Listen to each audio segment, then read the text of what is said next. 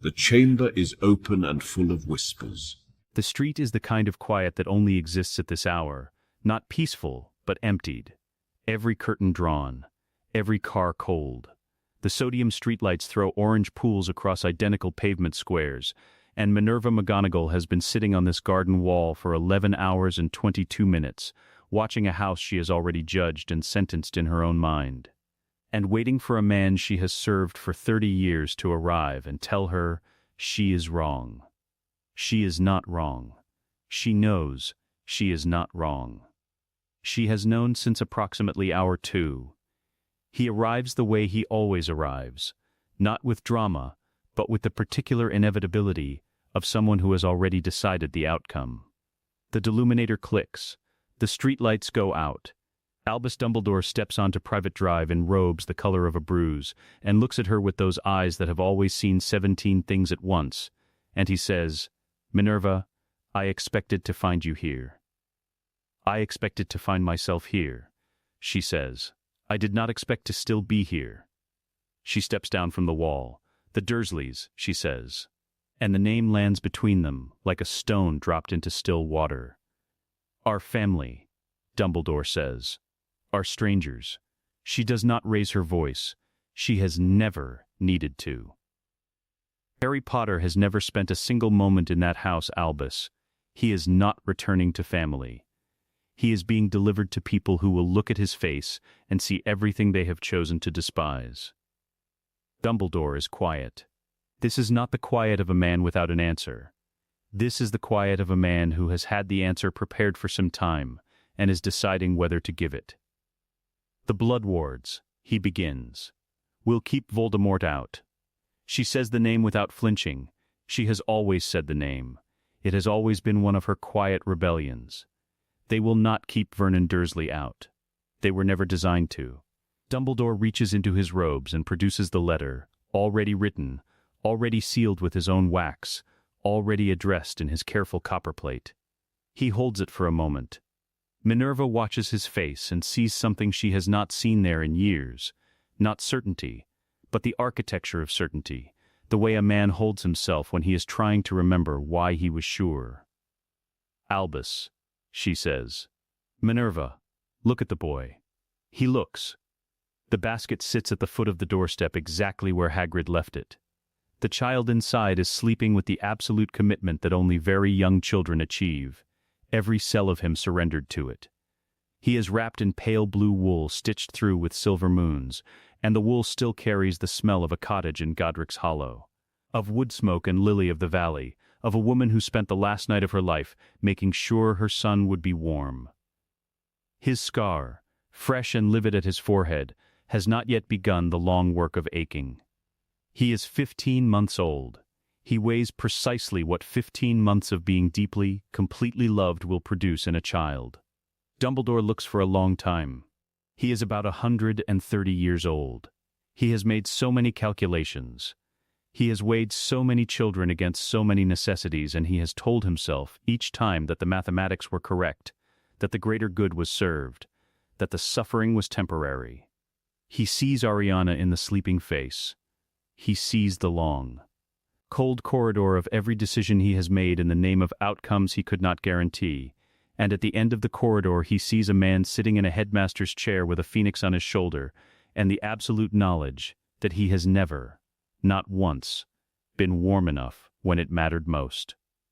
He sees all of this in perhaps 4 seconds.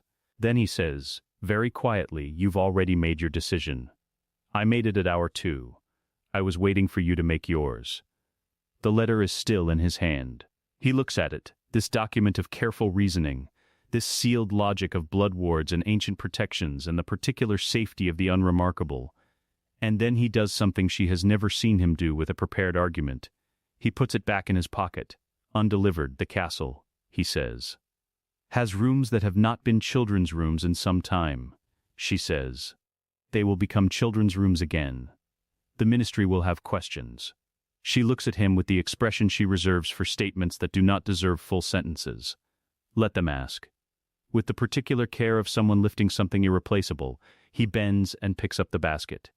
Harry Potter does not wake. He makes a small sound that might be a dream about something warm, and settles deeper into the blue wool, one fist closed around a fold of the blanket as though holding on. Albus Dumbledore holds this child in something in his chest, some long calcified thing. Cracks along a fault line he didn't know was there. "We'll need a nursery," he says. "I," Minerva says, already turning, "have been mentally redecorating the tower annex since hour 3. She holds out her arm. He takes it. Privet Drive ceases to exist for them, one clean crack of displaced air, and the basket with the sleeping child between them is gone, leaving nothing on the doorstep but a folded letter with a headmaster's seal that no one will ever read, and the particular silence of a street that will never know how close it came to changing the world. The Hogwarts elves do not comment on the nursery that appears in the tower annex before dawn. They simply outfit it with the particular efficiency of those who understand that some things require no discussion. Minerva McGonagall sits in a chair beside a cot she transfigured from a bookshelf and watches Harry Potter sleep. The castle breathes around her. She has always felt it, this low particular hum beneath the stone, and tonight it breathes differently. As though it has been waiting. As though something has come home that it did not know, until this moment, that it was missing. At 5 minutes past 6 in the morning, Harry wakes. He looks at the ceiling. He looks at the firelight. He looks at Minerva McGonagall, who looks back at him with the expression of a woman who is committed to something enormous, and is not afraid of it. He considers her for a moment with the grave, complete attention of the very young. Then he reaches out and grabs her finger. She sits there in the tower nursery with her finger enclosed in a 15-month-old's fist, and outside the window, above the forbidden forest, the sky begins to go from black to that specific purple that means dawn is a promise, rather than a rumor. Fawkes, perched on the window ledge, sings one note. Just one. It is enough. Hogwarts has its first child. In the morning, Dumbledore writes to the Vizingamot. In the morning, Minerva writes a list that takes up 2 feet of parchment. In the morning, the castle begins the quiet, inexorable process of making room. In the morning, 48 hours from now, in a flat in Hackney, a 2-year-old girl will arrange every book within 30 feet into perfect, alphabetical order, and sit in the center of them with an expression of deep satisfaction, and a different letter will be written, and the list will grow by one name. But that is the morning.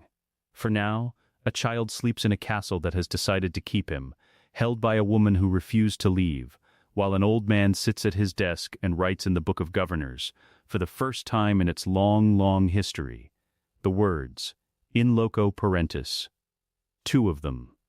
By the time Hermione Granger arrives in the 2nd week of November, delivered by Dumbledore himself from a flat in Hackney, carried in one arm with her stuffed rabbit clutched in the other, the tower annex has already developed the specific atmosphere of a place organizing itself around a small person's gravity. Harry is sitting up by this point, which he has achieved through a combination of stubbornness and repeated failure that Minerva has been documenting in a small notebook, with the rigor she once applied to transfiguration theory.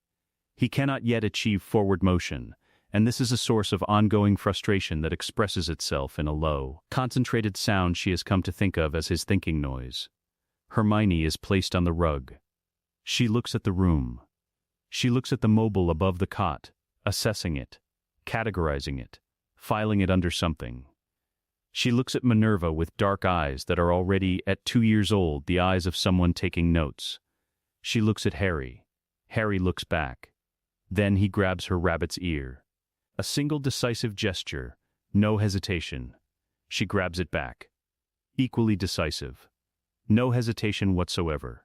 Dumbledore, in the doorway, puts his hands behind his back in the manner of a man who has just watched something click into place that he will spend a long time trying to understand. Minerva, he says. I see it, she says. What they see is this.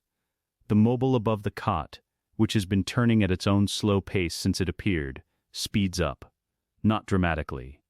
But Minerva has been in this room for 2 weeks, and she knows its rhythms. And the mobile is moving faster, and neither child is touching it. The rabbit remains between them. Neither releases it. Hermione says something that is not yet a word but has the grammatical shape of a declarative sentence. Harry responds with the thinking noise. They appear to reach an arrangement. This is not a plan, Dumbledore will write in his private journal that night. This is people. It begins, as all the important things begin, with 2 children and a stuffed rabbit and a disagreement that ends in accord. The months move. The castle learns their rhythms and adjusts its own accordingly. Hermione talks, constantly, fluently, in the precise, complete sentences of a child for whom language arrived like a key turning in a lock.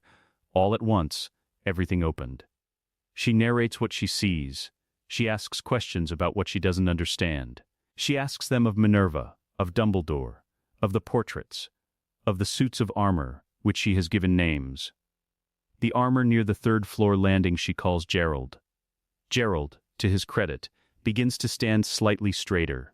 Harry achieves locomotion and crawls with single-minded velocity toward every staircase, every fire, every interesting thing in the castle. Hermione follows him everywhere with the proprietary concern of someone who has decided this particular person is her responsibility. She is 2 years old. She has already decided this.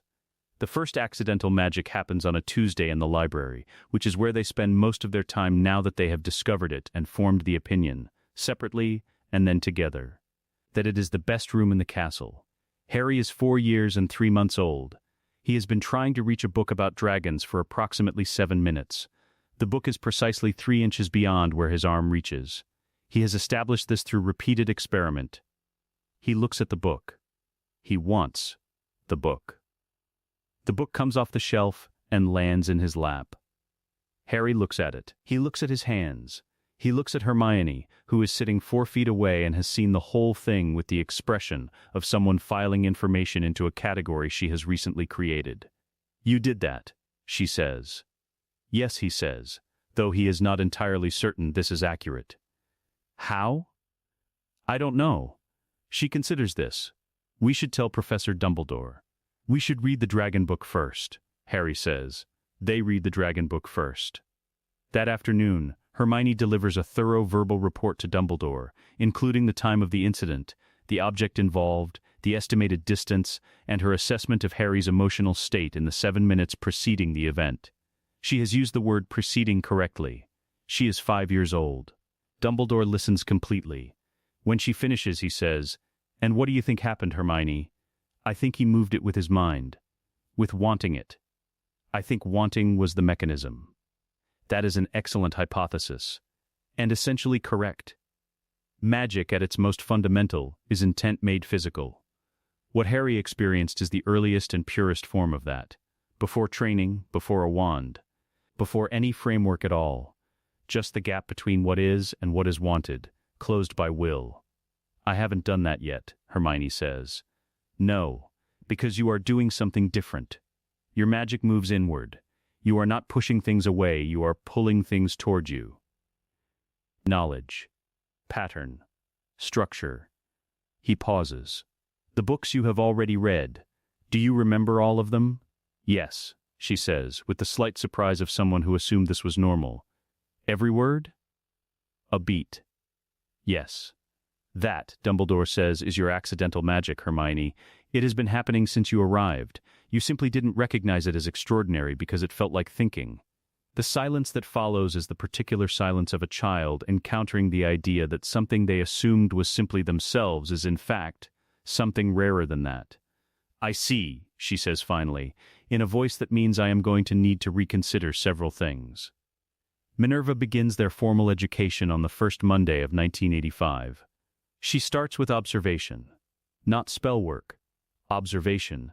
She takes them through the castle and she says, "Look at this, and tell me what you see." A door that opens without being touched. A staircase that has moved since yesterday. Gerald, whose posture has changed in a way that cannot be explained by physics. Harry sees motion. He sees things in relation to other things. He sees what has changed, and has a sense, not yet articulable, of why it has changed. Hermione sees systems. She sees the door that opens untouched and immediately begins asking questions about the mechanism. Is it responding to approach, or intent, or the specific magical signature of authorized persons, or some combination, and how does it distinguish between them? Minerva watches them in silence for 3 days before she writes anything down. What she writes is not a lesson plan. It is 2 words. Underlined. Different inputs. She tells Dumbledore 6 weeks later, when she is certain, they are not learning the same subject. Harry is learning the world as it moves, and Hermione is learning the world as it holds together. They will reach the same conclusions through entirely different routes. And when they work together, the routes converge, she says. That will make certain things considerably more complicated to teach. It will make certain things, he says, considerably more powerful to learn. Harry develops, around this age, what Minerva first notices as an unusual attentiveness to the castle's atmosphere and what Dumbledore, when she describes it to him, calls something else entirely. He feels it, Dumbledore says. The castle's mood. Its attention. Castles don't have moods, Albus. This one does, he says. I have always known it. I simply waited to see if he would find it. And Hermione? Hermione understands its logic. Harry understands its. He searches for the word, its aliveness. Together they understand it completely. Minerva files this under things she is not prepared to examine too closely yet, because there is a threshold in parenting, and she has, over 4 years, come to understand that this is what she is doing, that the word parenting is the accurate one. However unexpected it remains to find herself in possession of it, where the enormity of what you are witnessing must be set aside in favor of the practical work of the next day. The next day always comes. The books need reading. The lessons need teaching. The questions, and there are always questions, from both of them. A constant steady stream that comes at her from the moment they wake to the moment she insists they sleep, need answering. She answers all of them. This is the promise she made on a cold doorstep in November 1981, without making it aloud, without making it to anyone but herself. She would not look away. She would not close the door. She would not, under any circumstances, let the gap between what they needed and what they received go unfilled. She fills it. Every day she fills it. And the castle hums around her while she does. By the time they are 5 and 6 respectively, the castle has become, for both of them, something beyond a home and not quite the same thing as a school. It is their world, its corridors their streets, its towers their landmarks, its rhythms their clock. They know Hogwarts the way children who grow up in houses know those houses, in the soles of their feet and the backs of their hands, in the way they move through it without thinking, in the way they notice, instantly, when something has changed. Dumbledore sits in his office one evening in the autumn of 1986 and writes in his private journal the line that has been sitting in his chest for some time. You do not raise gods. You witness them becoming. He closes the journal, banks the fire, and goes to check that 2 children are asleep in the tower annex, which they are, Harry on his back, one arm flung wide. Taking up more space than seems geometrically justified, Hermione on her side, her hand resting on a closed book she was reading when sleep arrived and took the decision out of her hands. He stands in the doorway for a moment. The castle breathes. He goes to bed. The letter arrives on a Wednesday, addressed to 2 people simultaneously. Carried by a single owl who lands between their breakfast plates with the particular air of a creature that takes its symbolic weight seriously. Harry picks it up. He reads it. He passes it to Hermione. She reads it. She sets it down. She picks up her toast and takes a bite with the deliberate calm of someone choosing, consciously, to be calm about something. The letter is from Hogwarts School of Witchcraft and Wizardry, signed by Deputy Headmistress Minerva McGonagall, whose voice they can currently hear through the stone ceiling directly above them, formally informing Harry James Potter and Hermione Jean Granger that they have been accepted, beginning September the 1st, 1991. The supply list includes robes, a standard cauldron, and a copy of 1,000 magical herbs and fungi. They live here. They have lived here for 10 years. They know every corridor, every trick stair, every portrait, every ghost. We already have all of these, Hermione says. Better versions of most of them, Harry agrees. The cauldron requirement specifies pewter, size 2. We have a silver Founders Era cauldron that Dumbledore gave us last year. I don't think we mentioned that. No, she agrees. I don't think we do.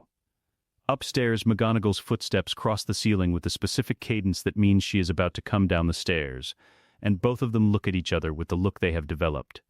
11 years old and already in possession of a nonverbal vocabulary of considerable range. That means we are going to let her have this moment. She comes through the door. She is holding her own copy of the letter.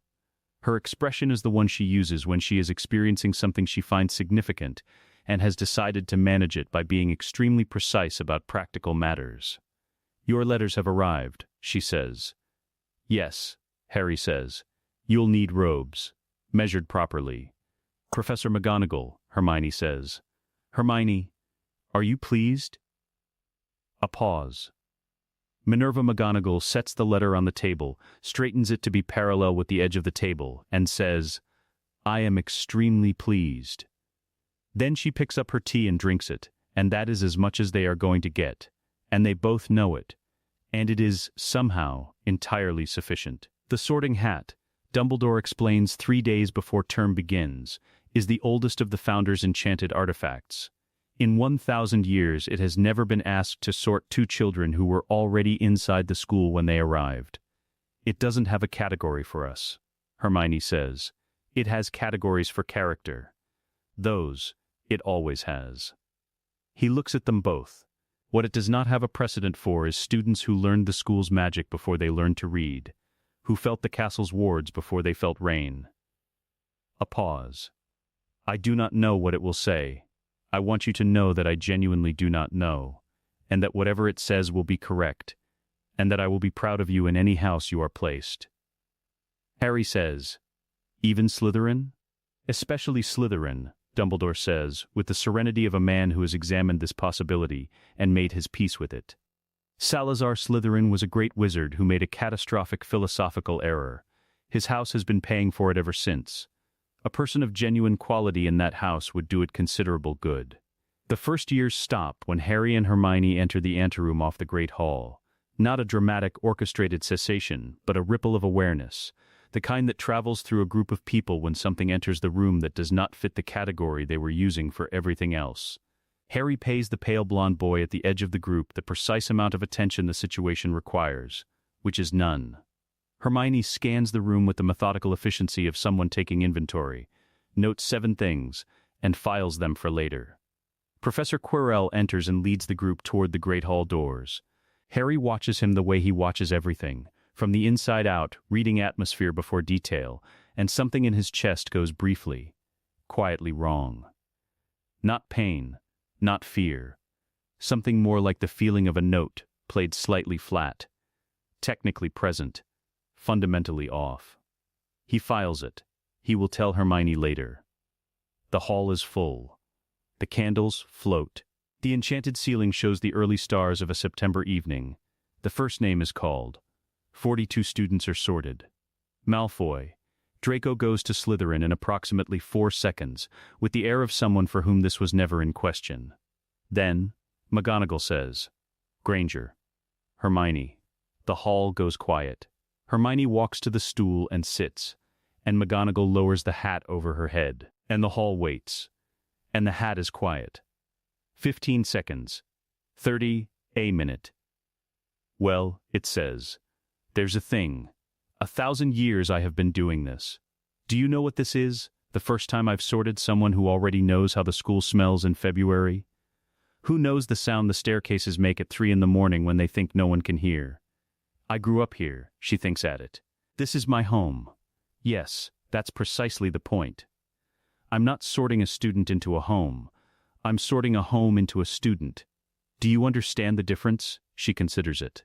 No, not yet. Good answer.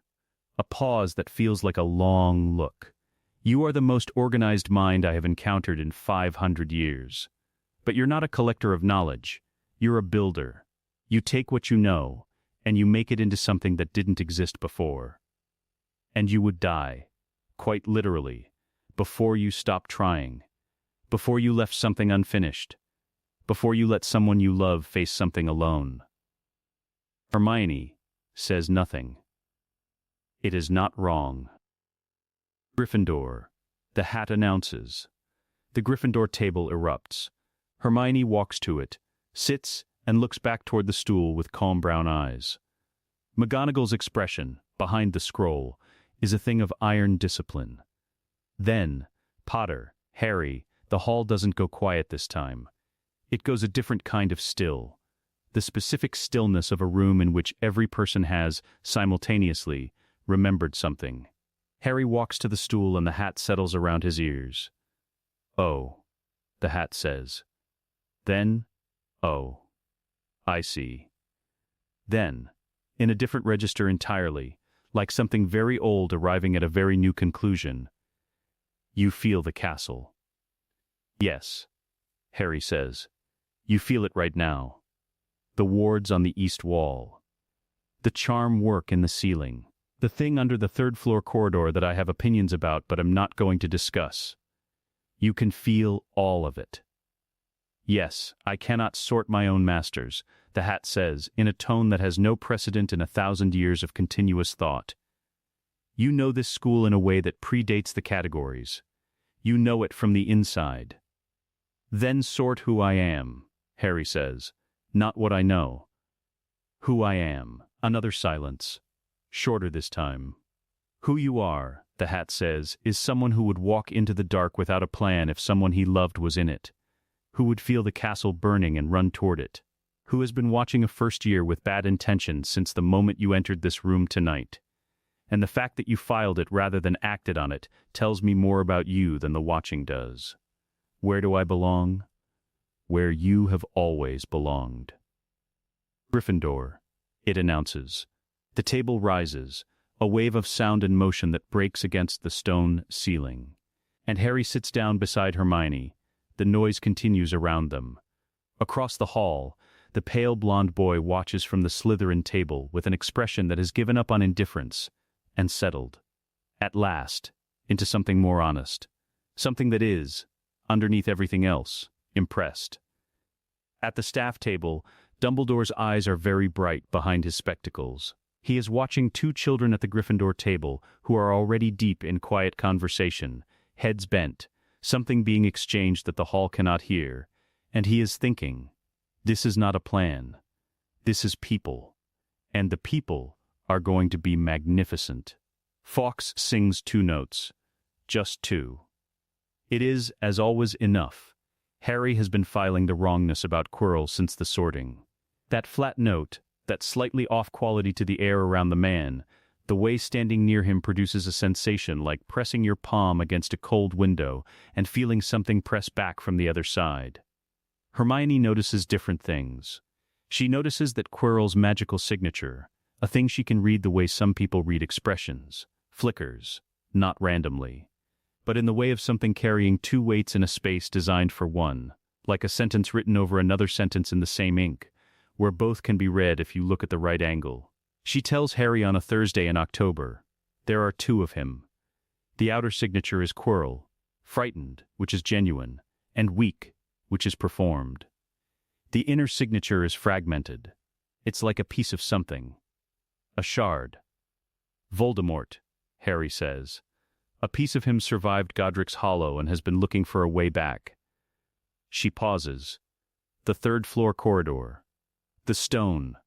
Whatever Dumbledore has locked up there, Quirrell wants it. Something in Voldemort wants it badly enough to use a person.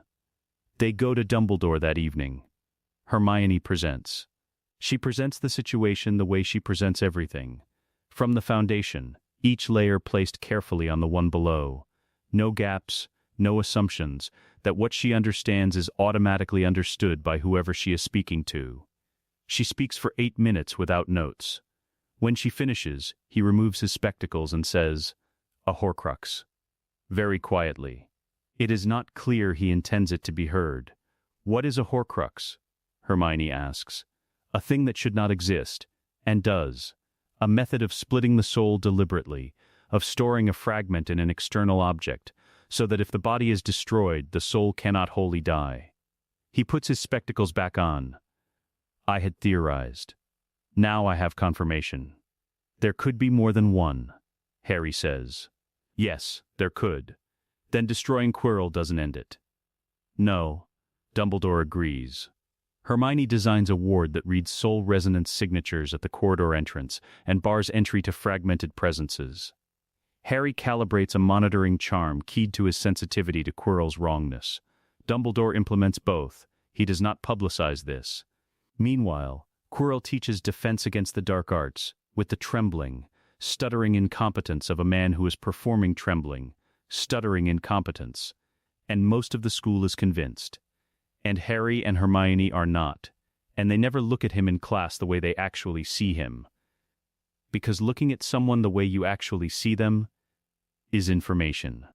And information is leverage, and leverage is not something you display before you're ready to use it. They are first years. They sit in the back row of defense. They take notes on the assigned material and write essays that are excellent without being conspicuous, which requires more craft than writing excellent essays would on its own.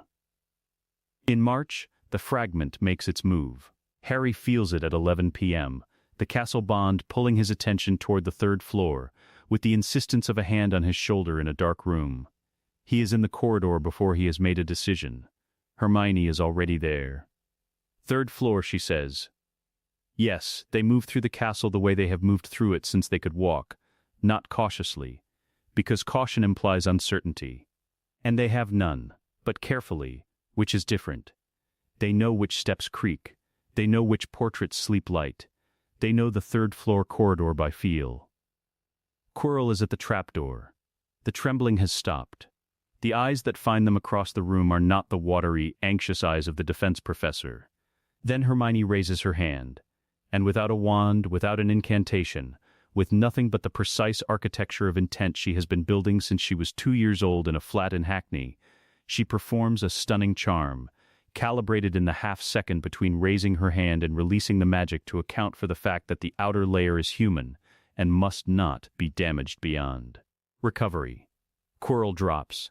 The fragment screams, not aloud, not in any register the castle's stones can carry, but Harry hears it through the bond like a door slamming in a house full of rooms. And then it goes quiet. Harry looks at Hermione. She is looking at her own hand with the clinical attention of a person assessing the quality of their own work. The fragment is suppressed, not destroyed. He'll need to be seen by Dumbledore before he regains consciousness. He sends the signal charm. They sit on the cold stone floor of the third-floor corridor, side by side, backs against the wall, in the particular companionable quiet of two people who have just been through something together and do not need to discuss it yet. Dumbledore arrives in 4 minutes. He looks at Quirrell on the floor. He looks at Harry and Hermione sitting against the wall with the composed calm of people who have done what needed doing and are prepared to write a full incident report. Well, he says. The ward needs redesigning, Hermione says. I know how to fix it. Dumbledore looks at her for a long moment. Then he says, with the particular gentleness of someone who has just realized that the thing he hoped to protect has quietly become the thing doing the protecting. I know you do. The chamber opens in October of their second year. Hermione identifies it before the first petrification. She has been in the library since September, following a thread of logic that began with the Founder's History section and ended in a very old manuscript that Madame Pince catalogued in 1967 as unintelligible, possible early Gaelic dialect. Hermione spends 3 weeks determining it is not early Gaelic, but a form of magical shorthand used by Slytherin's inner circle, and translates it with the systematic patience of someone who finds dead languages less frustrating than living people. She tells Harry what she's found on a Sunday in October, walking the eastern grounds. There's a chamber below the school. Slytherin built it at the founding, not in the Hogwarts histories because he didn't want it there. He designed it as a purge mechanism, something inside it that he could activate if the school became, in his view, too impure. The monster in the pipes, Harry says. He has been hearing it for 3 weeks through the castle bond, not sound exactly. But the castle's awareness of something very large moving through its oldest infrastructure, something the castle is not afraid of, but is not comfortable with either. A basilisk. The mechanism is Parseltongue. Only a Parselmouth can open the chamber and direct the basilisk, which means it's not Quirrell. Not this year, it's a student, Harry says slowly. Someone is directing it away from killing. The victims didn't meet its gaze directly. Someone who wants terror, not murder. Someone who was given a diary that's more than a diary. He pauses. Ginny Weasley has been carrying a diary since September. The privacy around it has an edge. The way people are private about things that are making them do things they don't want to do. A Horcrux, Hermione says. It has to be. He pauses. Lucius Malfoy was at Diagon Alley when we were there in August. He and Arthur Weasley argued. Ginny's cauldron was on the floor. The silence between them has weight. They sit with it. We can't go to Dumbledore with an accusation we can't prove, Hermione says. We need the diary itself. Soul sight confirmation. And we need to find the chamber's entrance. The pipes, Harry says. He closes his eyes. The castle bond is always present. Directing it is the difference between hearing the room and listening to a specific voice in it. He listens for the oldest part of the castle, the part that lies deepest. Moaning Myrtle's bathroom, he says. Hermione opens her notebook. They spend 2 weeks preparing, reading every text on basilisks the library contains, studying the mechanics of the gaze, the single known vulnerability. The basilisk's own reflected gaze is lethal to itself. Reflections, water, camera lenses produce petrification instead of death. We can't bring a rooster into the chamber, Harry says. No. Hermione agrees. But we can bring a mirror. It is Draco Malfoy who provides the final piece about the diary's origin, entirely without intending to. It is a December afternoon, the great hall emptying after lunch, and Draco falls into step beside Harry with the practiced casualness of someone executing a plan. The chamber business, he says, keeping his voice low. It'll close itself. When the point's been made, you don't need to go looking for answers. Harry walks 2 steps in silence. And what's the point, would you say? That some people don't belong here. The words are rote, delivered from a script, with an underlying conviction that is complicated, and has, Harry suspects, more fault lines in it than Draco's father would like. That the school has categories that have meaning. Can I ask you something? Harry says. Draco looks briefly uncertain, which is the honest response. What? Do you believe that? Harry's voice is entirely level. This is not a challenge. It is genuinely a question. When you're not performing it. When it's just you, thinking, do you actually believe some people don't belong here? The pause that follows is not the calculated beat of someone managing a conversation, but the uncalculated pause of someone being asked something they have not been asked before. I was raised by Albus Dumbledore and Minerva McGonagall, Harry says. It is not a boast. What were you raised by?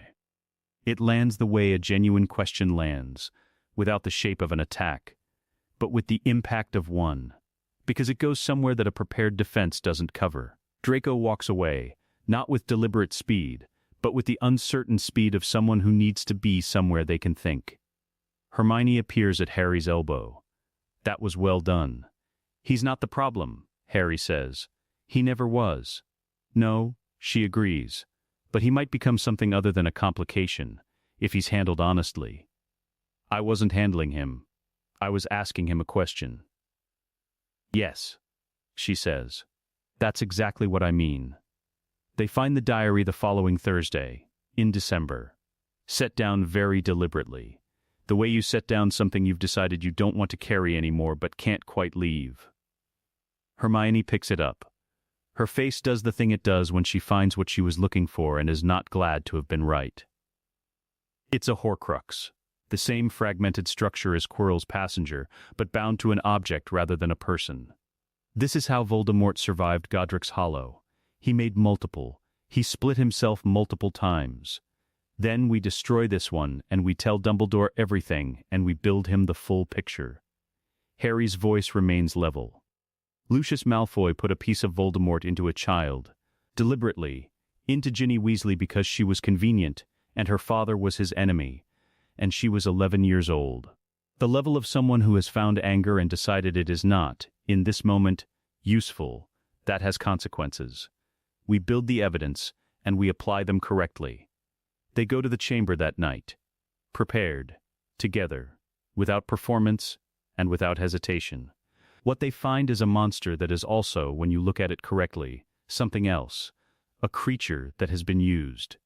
directed and weaponized and reduced to a mechanism in someone else's argument. What they do is end the argument. They leave the chamber at midnight. The diary is destroyed. Hermione's work, precise and complete. Ginny Weasley is sitting in the entrance of Myrtle's bathroom wrapped in Harry's robes, shaking with the specific shaking of someone who has been held by something they didn't consent to and has just been released. "He's gone," Hermione says, sitting beside her. "The thing in the diary. It's gone." Harry sends the signal charm and then sits on the cold bathroom floor and waits. And the castle breathes around all three of them, steady, unchanged, certain. Ginny Weasley comes to find Harry in the library on a Saturday in March. Not Hermione, specifically Harry. Which Hermione understands immediately as a thing she should give space to and absence herself with a book and diplomatic timing. Ginny sits across from Harry. She is 11. She looks like someone who has been through something and has decided, by main force of will, not to be defined by it. I need to know what it was. What was in the diary? Harry tells her the truth. Not all of it. Not the broader architecture of Horcruxes and Voldemort's survival strategy. But the part that belongs to her. What the diary was. What it was doing to her. That it was designed to do exactly what it did. And that nothing it made her do is a thing she chose. She listens. She doesn't cry. She asks 2 clarifying questions, both of them good ones. Then she says, "Lucius Malfoy put it in my cauldron." "Yes, you've reported that." "Yes," she nods slowly. "And?" "He's resigned from the Board of Governors. The investigation is ongoing."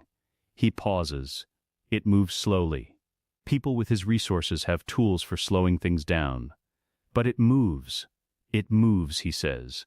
It doesn't stop. Evidence delivered correctly doesn't stop. She is quiet for a moment. Then she says, with the precise flat certainty of someone who has just organized something important in their own mind, "Good." She leaves. Harry watches her go and thinks that she is going to be. When she gets through this, remarkable. He writes it in his notebook, GW, remarkable. Then he closes the notebook and goes to find Hermione, who is 3 tables away pretending to read about Dittany and very visibly not reading about Dittany. "Well?" she says. "She's going to be fine," Harry says. "I know. She's the kind of person who gets through things." She pauses. "The Lucius Malfoy investigation. I want to add the basilisk evidence. The forensic chain from the diary to the chamber to the possession traces directly back to him. Can we get a basilisk's testimony entered as evidence under pre-ministry creature law?" She opens her notebook to a page covered in small, dense writing. "I've been researching it for 6 weeks. Yes, we can. It's complicated, but it's there." He looks at the page. It is exactly as complicated as she implied, and exactly as possible. This is Hermione's consistent position on difficult things. They are possible, and the difficulty is the path between here and possible, and paths can be mapped. "Okay," he says. "Let's map it." When the evidence file is delivered to Amelia Bones 6 weeks later, by Gringotts Owl, as before. Arriving at her desk before the Ministry Owl service has opened for the morning, it includes a 48-page appendix containing a translated transcript of a conversation held in Parcel Tongue in the Chamber of Secrets, duly certified by Gringotts' Magical Creature Division as a valid witness account, countersigned by the only living Parselmouth in Britain, who is 13 years old and signs his name in careful, small handwriting. Harry James Potter. This is the first thing Harry knows when he wakes the morning after the chamber. The castle bond carries it like a current. The creature is still in the pipes. Still breathing. Without the diary's direction, but present. The vast, cold patience of something that has been alive for a very long time. He tells Hermione at breakfast. Without the diary's control, it's just present. An extraordinarily old and dangerous animal living in the school's plumbing. "We could kill it," she says. "Conjure a rooster." "We could," he agrees. They look at each other. "But," she says. "But," he says. "A basilisk that has been alive for 1,000 years. Killing it without at minimum attempting to understand it would be the kind of irreversible decision that forecloses everything. This is a thing Dumbledore has taught them, the difference between what is urgent and what is irreversible. They go to Dumbledore with a proposal. Harry will go back into the chamber and speak to it. Dumbledore will come with him. Hermione will wait at the entrance with monitoring charms and a list of contingency actions. The chamber is different in daylight. The basilisk is coiled at the far end, occupying 40 feet of floor space. It scales the dull, tarnished green of old bronze. Its eyes are closed. Harry speaks, not in English. I am not the one who sent you here last night. I am not the heir. I am the one who destroyed the thing that was directing you. The basilisk's attention shifts. He can feel it the way you feel a change in atmospheric pressure. I know, it says. How long have you been down here? Long. The quality of the pause is immense. The one who placed me here is long gone. The ones who came after, two, over the long time, neither stayed. Neither spoke to me. I'm speaking to you now. Yes, a long exhale of breath that moves the witchlight slightly. You are the castle's child. I can feel it. You carry the castle with you. Yes, I grew up here. Then you know what I know. The castle is old. It was here before the argument. It will be here after. The argument? The one the first one had. About blood. About who is permitted. Another, slow exhale. I was placed here for that argument, as its instrument. I am not the argument. I was never the argument. No. Harry says. You weren't. What will you do with me? I have not decided. Harry says, in Parseltongue, which does not carry the architecture for comfortable approximation, this arrives with its full weight. I want to decide correctly. The castle trusts you. Yes, then I will wait, it says. I have been waiting for a long time. Waiting for someone who will decide correctly is not different from any other waiting. I will come back, Harry says. I give you my word. What follows involves 3 goblins, 2 Department of Magical Creatures representatives who sign confidentiality agreements, Hermione's 30-page research summary on basilisk cognition and magical creature rights under pre-ministry law, and a formal appeal to the Hogwarts Board of Governors. The outcome is classified. There is a sealed file in the headmaster's records, and a second in Gringotts. There is a third document, much shorter, that Harry writes himself, a record of a conversation, ending with the note that the matter was handled to the satisfaction of all parties, including the party that had been consulted least in the 1,000 years preceding. Meanwhile, the evidence file on Lucius Malfoy is delivered to Amelia Bones at the Department of Magical Law Enforcement by Gringotts Owl, arriving before the Ministry Owl service has opened for the morning. Lucius Malfoy will not know it is coming until it has already arrived. He resigns from the Hogwarts Board of Governors on a Tuesday afternoon without waiting to be removed. Harry receives the notification at breakfast on a Wednesday. He reads it. He passes it to Hermione. She reads it, sets it down, and returns to her porridge. One thing at a time, she says. Yes, he says. The file on Sirius Black arrives on Dumbledore's desk in July, 3 weeks before 3rd year begins. Minerva sets it there without comment and sits down across from him and waits. It is not the Ministry's file. This file is Hermione's, built since April, when the news of Sirius Black's escape reached Hogwarts as a Ministry alert, and Harry read it at breakfast with the expression that means, something here does not add up. What Harry noticed was a single sentence buried in the 3rd paragraph. Black was committed to Azkaban on November 3, 1981, following his apprehension at the scene. No mention of a trial, no hearing, no charges presented and argued in a court of law, because there was no court of law. There was a street in Muggle London, 12 dead Muggles, a man laughing, and an assumption so total that no one thought to examine whether it was also accurate. The file is 114 pages. The assumption was incorrect, Minerva says when Dumbledore finishes reading. Hermione's reconstruction places Peter Pettigrew at the scene. The damage pattern of the explosion.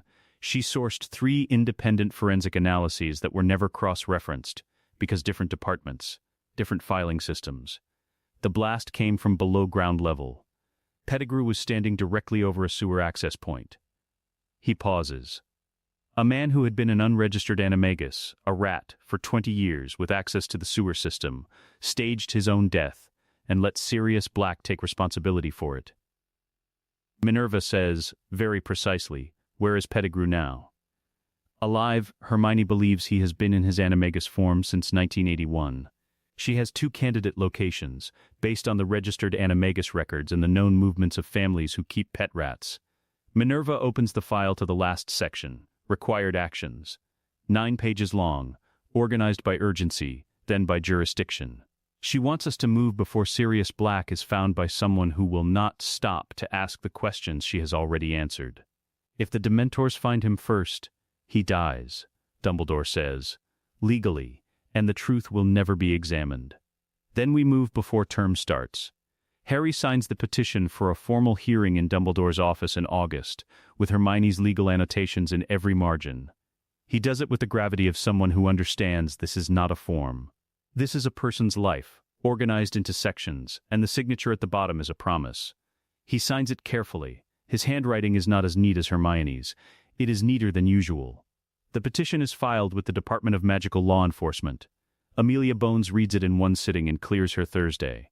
She issues a formal hold order. Sirius Black, if apprehended, is to be detained for a hearing. The Dementor's kiss is suspended pending legal review. Sirius Black is found in October, not by Aurors but by the castle bond.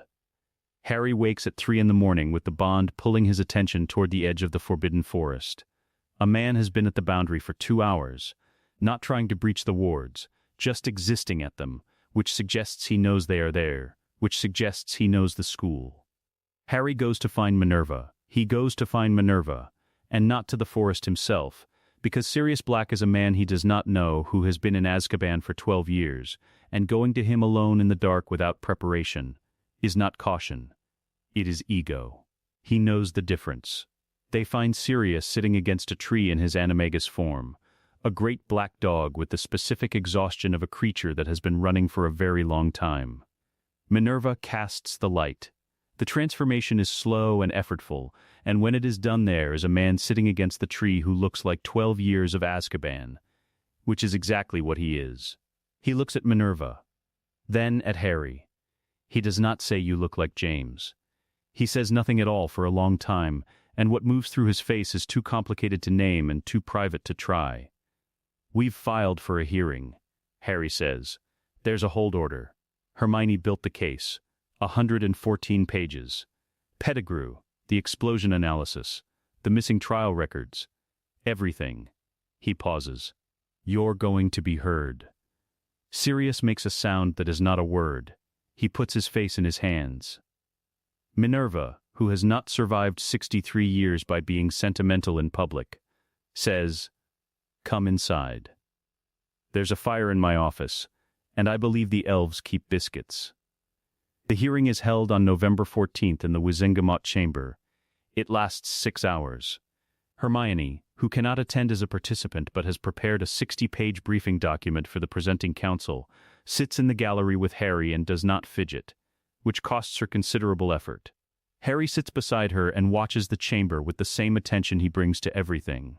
He watches Amelia Bones present the forensic evidence with the competence of a woman who has no political investment in the outcome, and is interested only in what is accurate. He watches the 2 ministry officials who try to introduce procedural objections be quietly dismantled by the presenting counsel, who is citing legislation that predates the ministry and therefore does not require the ministry's cooperation to apply. The vote is not close.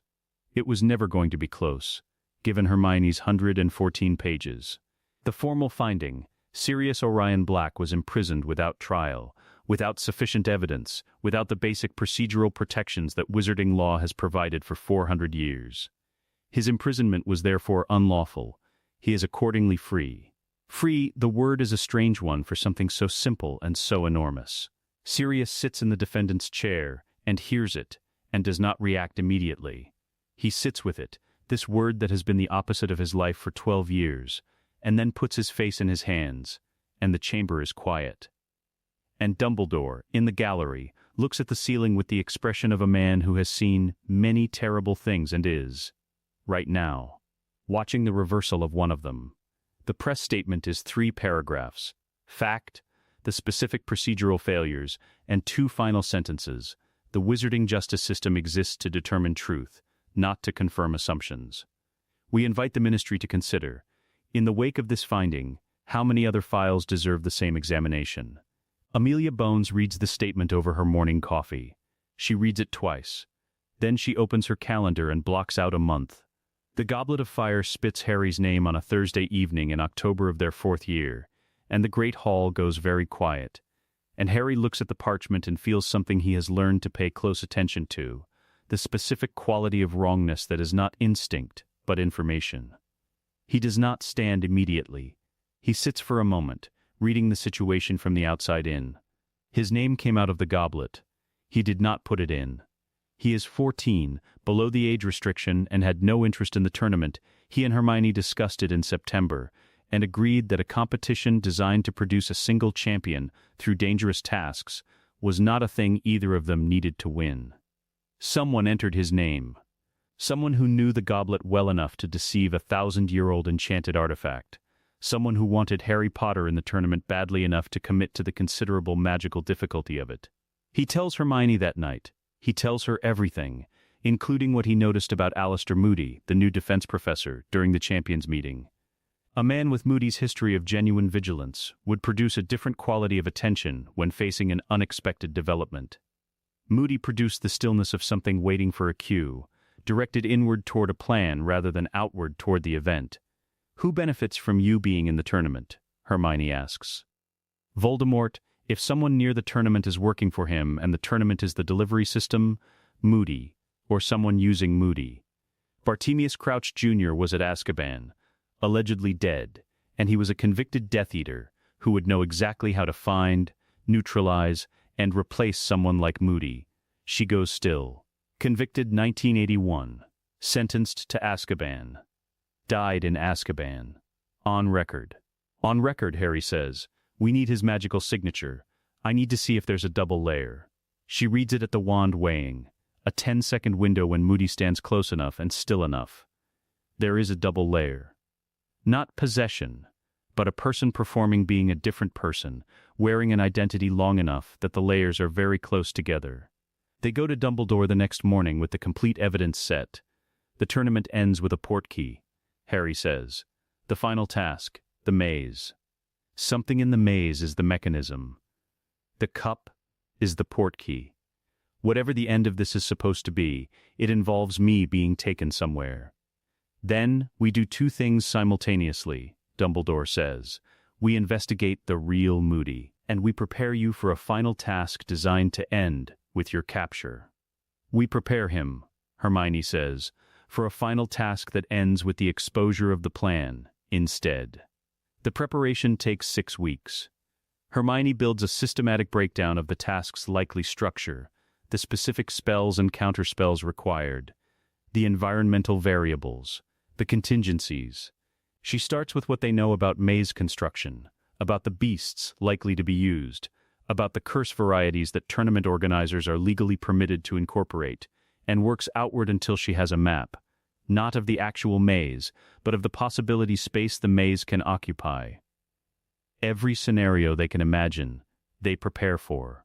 Harry does the practical work while Hermione does the theoretical work, and then they exchange. She does the practical, he checks the theory, and the things that survive both processes are the things that go into the actual preparation. This is how they have always worked. It is by now as natural as breathing. The confrontation is brief. Crouch Jr., with the polyjuice wearing thin, looks at Dumbledore and understands in approximately 2 seconds that the plan has collapsed. Then he laughs, not with hysteria, but with the dark satisfaction of a true believer who has failed at the task, but not at the faith. He'll come back without me, Crouch Jr. says. You've only delayed it. Yes, Dumbledore says, very calmly. We know, this is the more alarming thing, that Dumbledore is not arguing the point. The final task happens anyway. Harry enters the maze with 6 weeks of preparation and the Castle Bond and Hermione's possibility space map. He encounters a blast-ended Scroot, which he redirects, a golden mist that reverses direction, for which they prepared, a boggart that takes Hermione's shape, which is the hardest thing in the maze, and the one they could not fully prepare for. Defeated not with a charm, but with a specific and private act of understanding he never discusses afterward. He reaches the cup. He can feel through the Bond the Portkey enchantment, prepared by someone who has done this many times. But the cup is not going where Crouch Jr. planned. The plan was dismantled in November. The cup is going to a graveyard in Little Hangleton that is now occupied by 4 of Bones's Aurors and 1 very prepared contingency. Harry touches the cup. The Portkey activates. He arrives surrounded by Aurors who were told to expect him. He will tell Hermione later what it felt like. He will think about it and say, like the end of a chapter, not a victory. Just the end of this particular approach. She will write it down. He knows she will write it down. Dolores Umbridge arrives at Hogwarts on the 1st of September of their 5th year, with a cardigan the color of a bruise and the specific smile of someone who has already decided what they think of a room before entering it. Harry watches her walk the length of the staff table and catalogues what he sees. She is not nervous. A new teacher in a new school is almost always nervous, but Umbridge is not nervous because she is not here as a teacher. She is here as an implementation. The educational decrees begin in October. Ministry authority over staffing and curriculum. Student organizations requiring ministry approval. Discussion of ongoing ministry investigations prohibited in classrooms. Each decree arrives by owl, on ministry parchment with appropriate seals, and is posted by Filch with the energy of a man who has waited a long time for someone to give him more rules. Harry reads each decree once. He goes to Hermione. She has her annotations spread on the table in 3 colors, black for factual issues, red for legal problems, and blue for what reveals the strategy underlying the legislation rather than just the legislation itself. The blue annotations outnumber the others. She's not here to improve education, Hermione says. The curriculum changes strip out everything practical in defense. No spells, no counter curses, no combat theory. Pure ministry-approved theory. The only reason you remove practical defense during a period of rising dark activity is if you want a generation of witches and wizards who cannot defend themselves, or if you want to make the point that there is no dark activity. Fudge's position, Harry says. Deny the threat. Undermine the people describing it.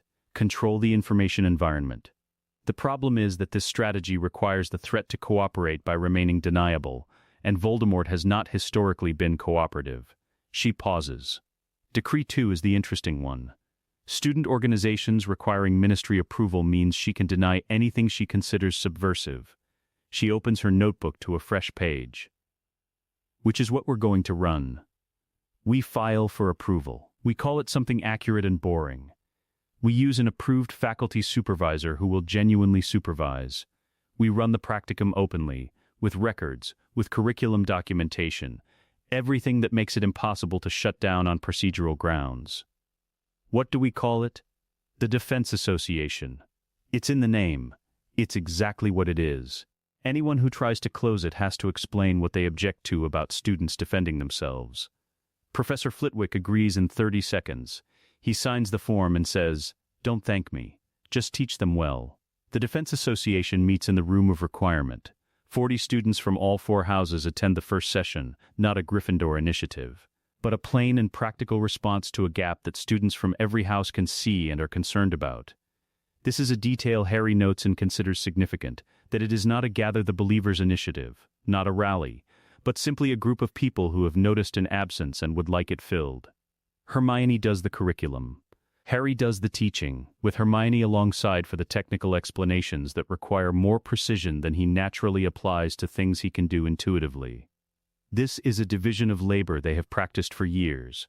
In different contexts, he feels the magic. She maps it. Together they transmit it. By November, 30 students can produce a credible shield charm. By December, 20 can sustain it under pressure. By February, Neville Longbottom, who has been underestimated for 5 years by a system that does not know what to do with a student who has been working throughout with his father's wand rather than one suited to him, a mismatch the standard curriculum has never paused to address. Produces a stunning spell that hits the target's center of gravity rather than its visible surface, the more sophisticated version, correctly executed. Harry tells him after the session that the spell was excellent. You hit what you were actually aiming at, Harry says. Most people aim at what they can see. You aimed at what matters. That's harder. And you did it correctly. Something in Neville's face settles, some long-held uncertainty shifting into something that is not yet confidence, but is its immediate precursor. Umbridge's first attempt to close the Defense Association comes in January. Decree 14, prohibiting unapproved student assemblies. Hermione is in Dumbledore's office the next morning with the association's ministry approval documentation. Its faculty supervision records, and a 4-page legal analysis ending with a single question. Does the ministry wish to formally establish that its decrees are advisory rather than binding? She will escalate, Dumbledore says. Yes, we want her to. Escalation requires justification. Documentation creates a record. She pauses. When she commits to the blood quill, it's coming. I have 6 sworn statements from students. The record becomes actionable. Stopping Umbridge doesn't fix the problem. The problem is the ministry's belief that it can override Hogwarts' independence. We need to stop the mechanism, not the instance. The mechanism is Article 1 of the Founders' Statute, there since the school's founding. Predating the ministry by 500 years, the governance of Hogwarts resides wholly and entirely in the office of the headmaster, the authority of the Founders' Statutes, and the living magical covenant of the school's foundation. No external governing body may override, suspend, or subordinate this authority without the dissolution of the school's foundational magic, which dissolution cannot be effected by any external body, being the exclusive province of the school itself. Hermione finds it in September. She spends 3 weeks verifying it remains legally operative. Then she writes the invocation, 3 pages. The first page establishes the statute's continued authority. The second documents every educational decree that violates Article 1. The third is the formal invocation itself, requiring Dumbledore's signature as headmaster, Harry's co-signature as the castle-bonded heir, and the counter-signatures of any 3 members of staff. If I sign this, Dumbledore says on a Wednesday evening in March, every educational decree dissolves. The ministry will have no mechanism to reimpose it without dissolving the school's foundational magic, which they cannot do. Yes, Hermione says. Fudge will call it an act of war. Fudge will call it whatever helps him avoid examining whether he's been wrong, Harry says. He has been wrong. The record we've built since September proves it. The invocation doesn't attack the ministry, it reestablishes what was always true. Hogwarts was never subject to this kind of oversight. The decrees were always void. We're not creating a new legal reality. We're documenting the existing one. Dumbledore is quiet for what is, by Harry's count, the longest silence he has produced in 14 years of knowing him.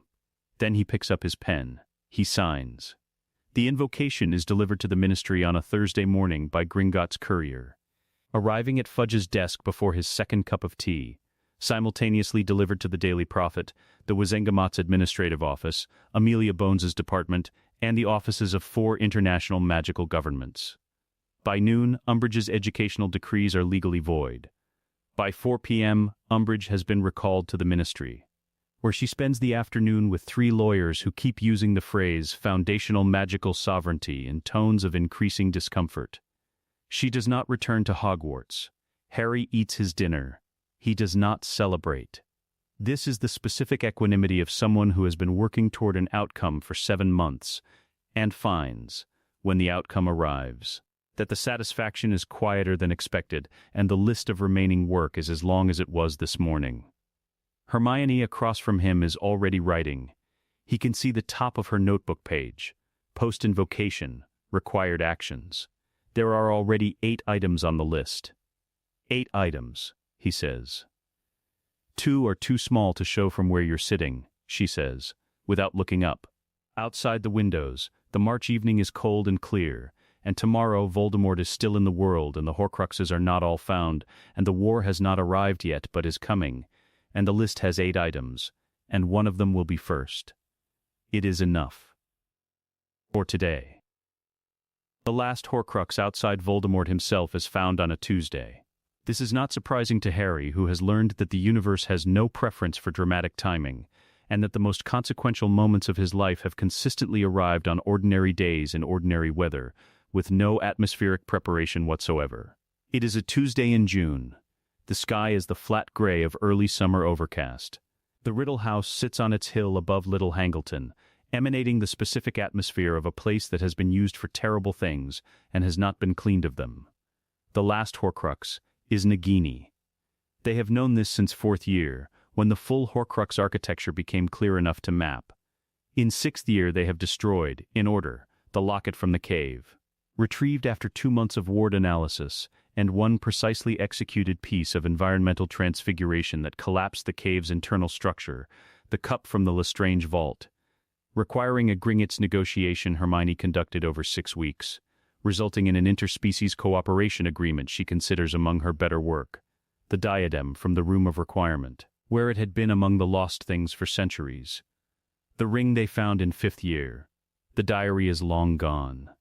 The Scar Horcrux, the piece of Voldemort's soul that lodged in Harry on the night at Godric's Hollow, is the piece they cannot destroy by conventional means. The oldest texts call what is required the willing passage, the deliberate offering of one's self to death and back.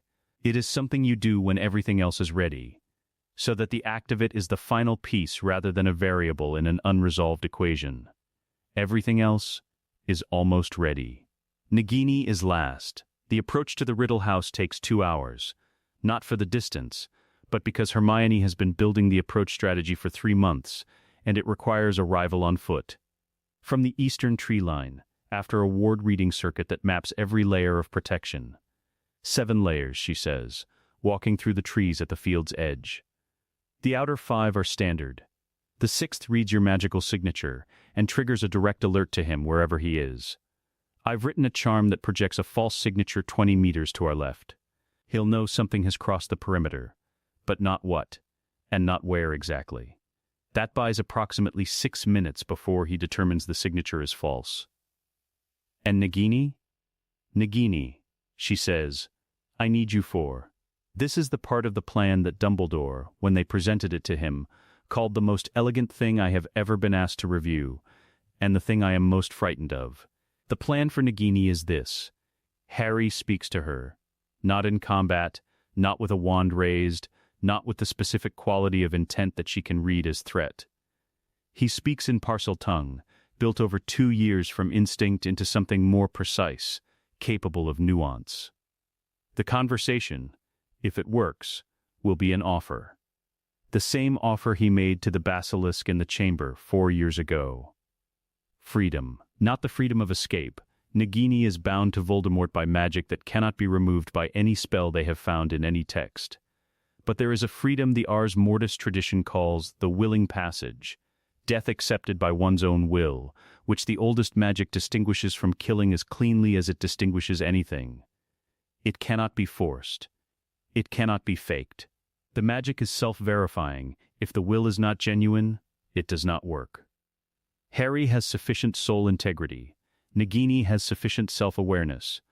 What they cannot know until the conversation is whether she will choose it.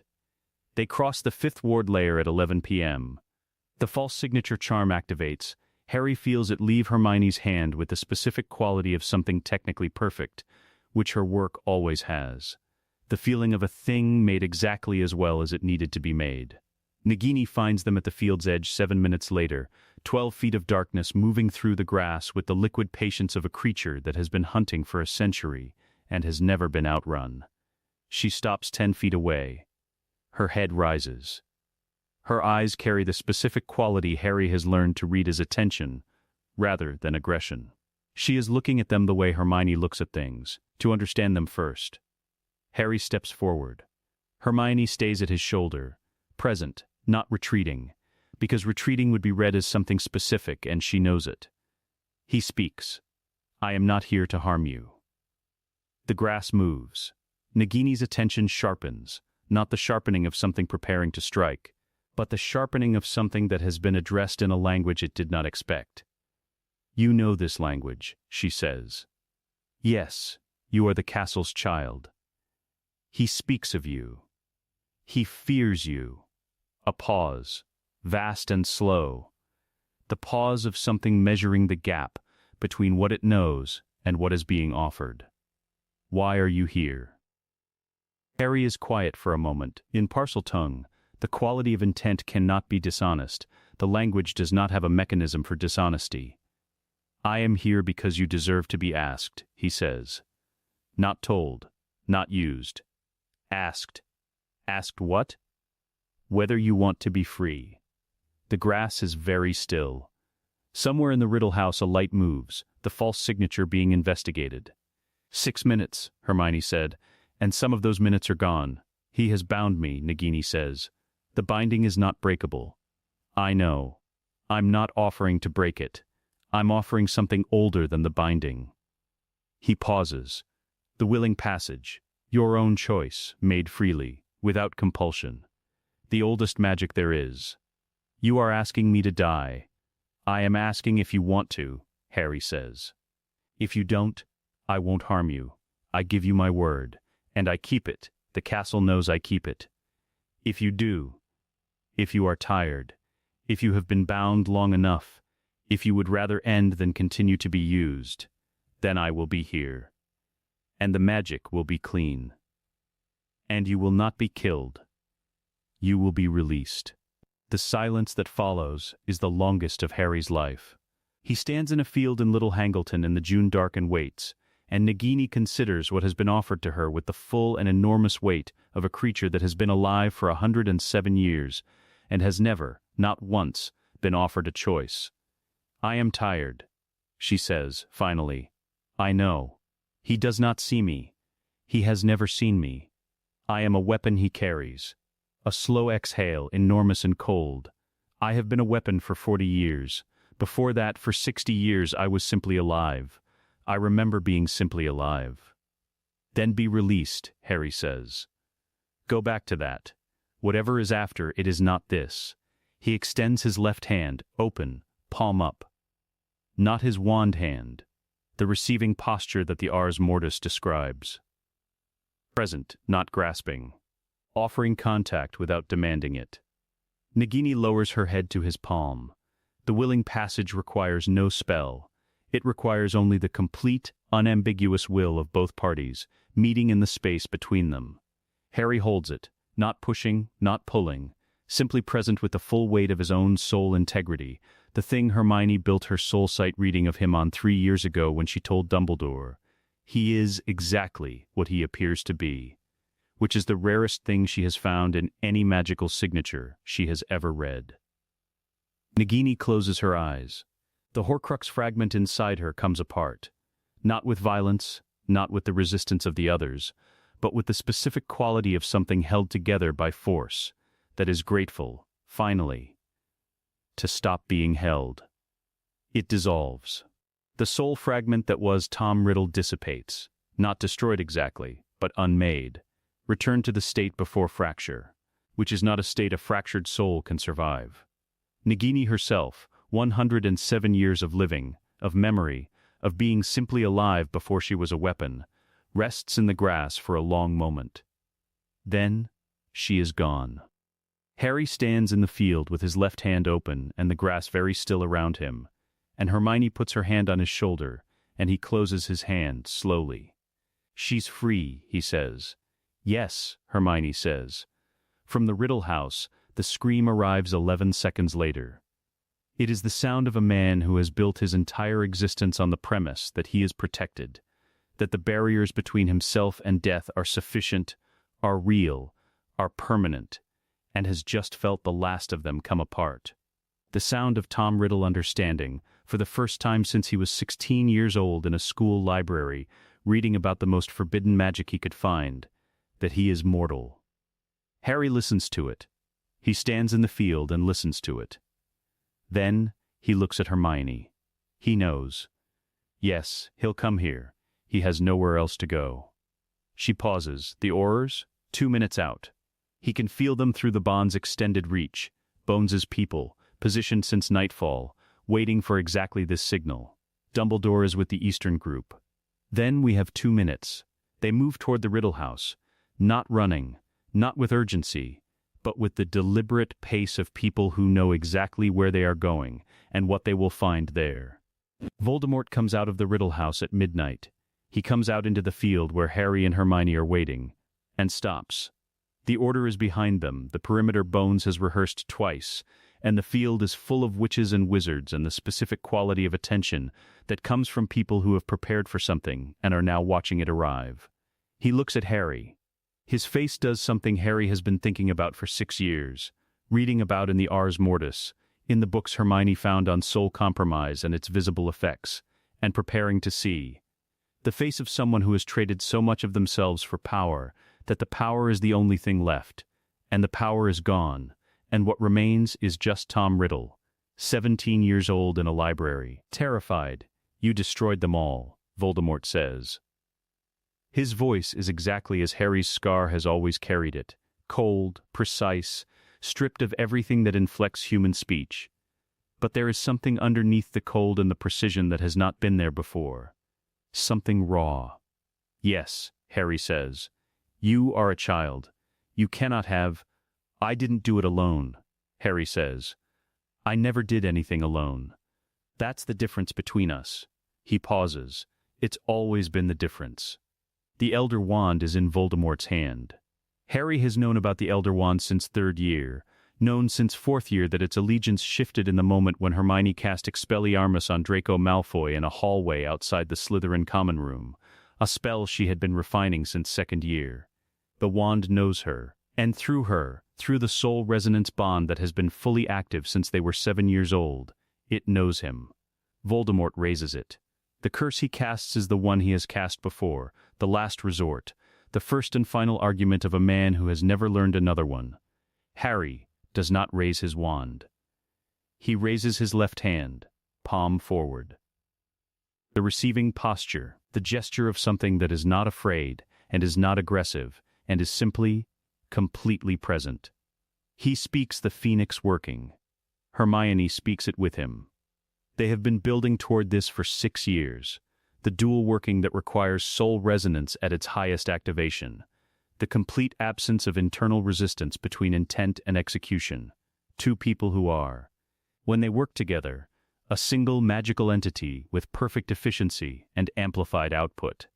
This is the working that Hermione found in the Ars Mortis in 4th year and spent 2 years verifying was not merely theoretical, that had been used in documented cases by practitioners working in true concert.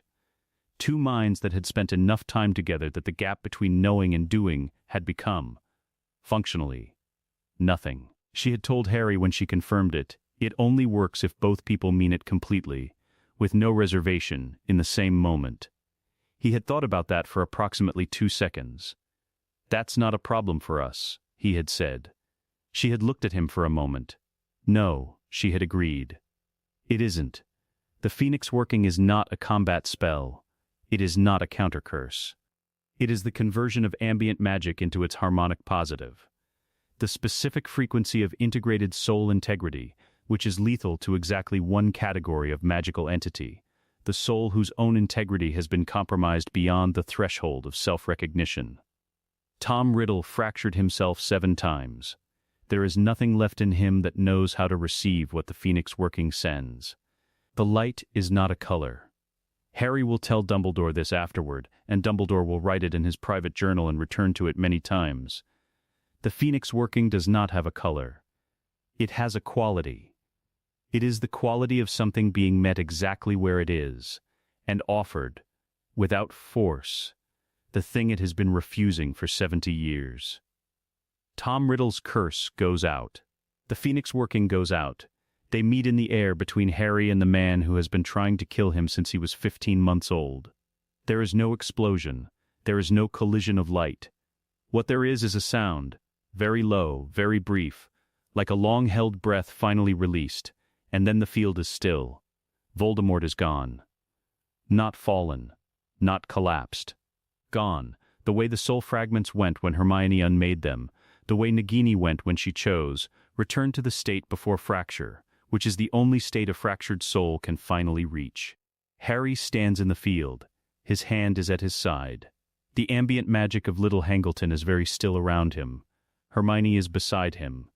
She has been beside him. He turns and looks at her, and she looks at him, And what passes between them is not a word and is not a look exactly. It is the bond, at its full activation, two people who are also a single thing, understanding simultaneously that the thing they have been preparing for their entire lives has just ended and the world has not ended with it. Which is the point. Don't let it make you merciful yet, she says. Her voice is very quiet. Let it make you exact. I know, he says. Behind them, Amelia Bones is organizing the perimeter. Dumbledore is crossing the field from the eastern tree line, walking with the specific pace of a man who is very old and has just watched something he did not entirely believe was possible happen exactly as planned. His face, when he reaches them, is carrying more than it usually shows. He looks at Harry for a long moment. Then at Hermione. Then at the field where Voldemort stood. That's not what I am, Harry had said, when Hermione asked him how he wanted to frame the public narrative. The boy who lived. The chosen one. The weapon. None of those. That's not what I am. Then what? She had asked. He had thought about it for a moment. Someone who was raised well, he said. That's all. Dumbledore reaches them. He puts one hand on Harry's shoulder and one hand on Hermione's, and he says nothing for a long time, and the field is still, and somewhere behind the overcast the first light of June morning is beginning to arrive. Fawkes appears overhead, not from anywhere, the way phoenixes don't come from anywhere, simply suddenly present, and sings 4 notes into the little Hangleton dawn. Harry looks up at him. Let's go home, he says. The morning after Little Hangleton is a Tuesday. This detail matters to Harry in the way that ordinary details have always mattered to him, not symbolically, not as metaphor, but as evidence that the world has continued. It is a Tuesday. The sky is overcast. Breakfast is porridge and toast, and the specific smell of the great hall in early autumn, which is wood smoke and old stone, and something that has always been simply itself, unnameable, entirely Hogwarts. He eats his breakfast. This is harder than it sounds. Not because of grief. Grief is present, will be present for a long time, has already taken its proper shape in the space behind his sternum, where he keeps things that deserve to be kept carefully. It is hard because the body does not know that something enormous has ended. The body is 17 years old and hungry, and the porridge is warm. And the mind is having a conversation with itself about what comes next, while the hands hold a spoon, and the whole arrangement is strange in the way of mornings after things that change the shape of the world. Hermione is across from him, eating toast and reading a letter from Amelia Bones's office, outlining the immediate procedural requirements following the events of last night. 4 pages. Hermione has already annotated it in 2 colors. There will be a formal inquiry, she says. Bones wants our witness statements by Friday. We'll have them by Wednesday, Harry says. Wednesday makes us look like we're trying too hard. He looks at her. She looks at him over the letter. Something passes between them. Not the bond exactly, not the full resonance of the working they did last night, but its quieter daily form, the constant low-frequency understanding that has been the organizing fact of his life since he was 7 years old.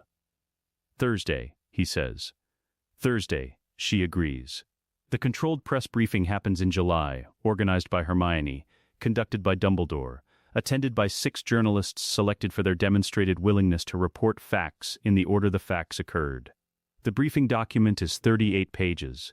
It covers the Goblet interference, Crouch Jr.'s identity and history, the existence of a surviving Voldemort consciousness, the known Horcrux structure, and the reason none of this was made public until now. Public knowledge of an incomplete threat is less useful than private knowledge of a complete picture. The final page is a single paragraph. Lord Voldemort has not returned. His capacity to return has been systematically reduced. The work is not finished. It will be finished. These are the facts as they currently stand, and we will continue to provide accurate information as the situation develops. We ask nothing of the public except continued trust in the process of careful, documented, evidence-based action. Cornelius Fudge does not attend the briefing. He receives the 38 pages by owl and reads them in his office, and then calls 3 people, none of whom are able to help him, and then sits for a long time with the specific expression of a man who has been running a strategy predicated on a truth that no longer exists. The strategy was, Harry Potter is a disturbed child making dangerous claims about a dead dark wizard, and the claims should be managed, not examined. The truth that no longer exists is, the claims have not been examined. They have been examined, in the kind of detail that produces a 38-page document that has been read by 6 journalists, and that is accurate, and accuracy has a quality that management cannot fully address. It simply proceeds. Dumbledore arrives at the Gryffindor table at 8:15, which he does not normally do. He sits down across from them with a cup of tea and does not say anything for a moment, just sits there with the specific quality of a man who has been awake all night and is tired in the deeper sense, the one that sleep does not fix. The Ministry, he says eventually, is in the process of deciding what happened last night. What are they deciding? Harry says. Whether it is a victory they can claim credit for, or a crisis they must manage. I expect they will settle on a version that involves the Ministry's strategic leadership and the cooperation of 2 talented students. They can have that version, Hermione says, without looking up, as long as the accurate version is in the formal record. It will be. Amelia is writing the accurate version. She has been since midnight. He is quiet for a moment. I've been thinking about what comes next. So have I, Hermione says. She sets down the letter. She opens her notebook. 3 things, in order of urgency. He waits. First, the Horcrux research. Everything we learned, every technique we developed, it needs to be formally archived and placed under the highest available restriction. The knowledge that Horcruxes can be found and destroyed is useful. The specific methodology is not something that should be available to the next person who thinks fragmentation is a reasonable solution to mortality. Agreed, Dumbledore says. Second, the Ministry's judicial review. The Sirius Black case is not singular. We established that. The press statement said it. There are other files. People in Azkaban without adequate trial records, processed in the same grief and fury, with the same assumption of guilt that was never examined. That process needs to happen with the same rigor we applied to Sirius's file, and it needs a permanent institutional mechanism to prevent it from happening again. That will take years, Dumbledore says. Yes, she says. Good things do. And third, she closes the notebook. She looks at him, this man who has been her teacher and her guardian and the architect of the life she has lived, who is looking at her now with the particular attention of someone who understands he is about to hear the thing that matters most. The Academy, she says. They present it to him fully the following week. Not a proposal, a plan. Built in the spaces around the Horcrux hunting and the Ministry work, and the Defense Association, and 6 years of everything else. The Phoenix Academy of Magical Arts. Not a replacement for Hogwarts. Not a competitor. What Hogwarts cannot be, not because Hogwarts is insufficient, but because Hogwarts is a school, and what they are describing is something else. A research institution. A postgraduate program. A place for the study of old magic, the wandless traditions, the runic systems, the alchemical disciplines, the things the standard curriculum reaches toward and cannot fully grasp because it has 7 years and 1,000 students and cannot move at the pace that genuine mastery requires. The Academy would take 20 students a year. Not the most talented. Talent is not the criterion. The most committed. The ones for whom magic is not a tool but a relationship. Not a subject, but a life. It would be governed by its own charter, independent of the Ministry, operating under a variation of the Founder's Statute that Hermione has drafted and had reviewed by the Gringotts legal team and 3 international precedents. Located in the Scottish Highlands, on land the Hogwarts estate records show has been part of the school's grounds for 800 years. The castle, when Harry asked it, confirmed the land was available. This is not a thing that can go in the formal proposal. He puts it in anyway, in a footnote, and Hermione reads the footnote and adds a citation to the Hogwarts estate records, and does not comment on the rest. You've thought about who will run it, Dumbledore says. We will, Harry says. Both of us. Together, that's how it's always worked. Dumbledore looks at him for a long time. Then at Hermione. "You're 17, he says. "You were younger than this when you started making the decisions that built the world we're living in," Harry says. "It is not an accusation. It is a fact delivered at the same weight as any other fact, with the same level tone that Minerva taught him. We're not starting tomorrow. We're starting in 5 years, after our full education, after the ministry review is underway, after the groundwork is laid. We're starting it correctly." He pauses. "We're asking for your help to start it correctly." Dumbledore is quiet for what is, by Harry's count, the longest silence he has produced in 17 years of knowing him. Then, he says, "Yes." Minerva is told that evening. She reads the plan for 45 minutes. Then she sets it down and says, "The governance structure in Article 3 needs revision. The ministry cannot have any voice in faculty appointments, even advisory." That's a gap. "I know," Hermione says. "I left it deliberately. I wanted to see if you'd find it." Minerva looks at her. "You left a deliberate error in a governance document to test whether I would find it." "Yes. How long did you expect that to take me?" 30 minutes. It took 45.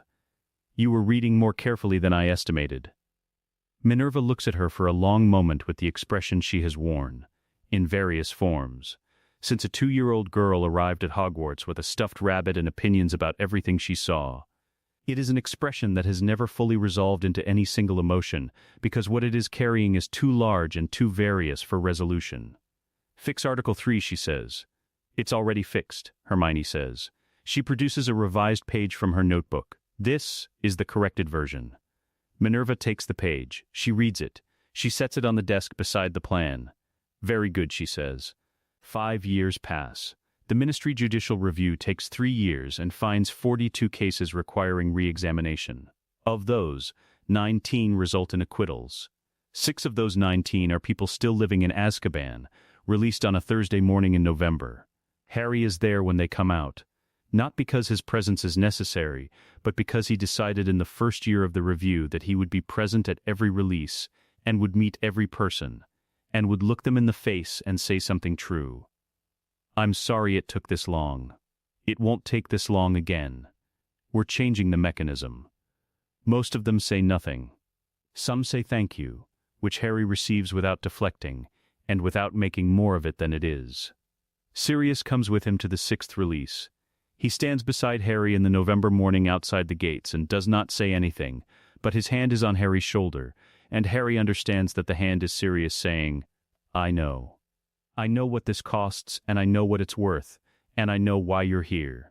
Minerva attends the formal Board of Governors resolution in the 4th year of the review, the one that establishes a permanent judicial review office within the Department of Magical Law Enforcement, with independent oversight and mandatory evidence thresholds.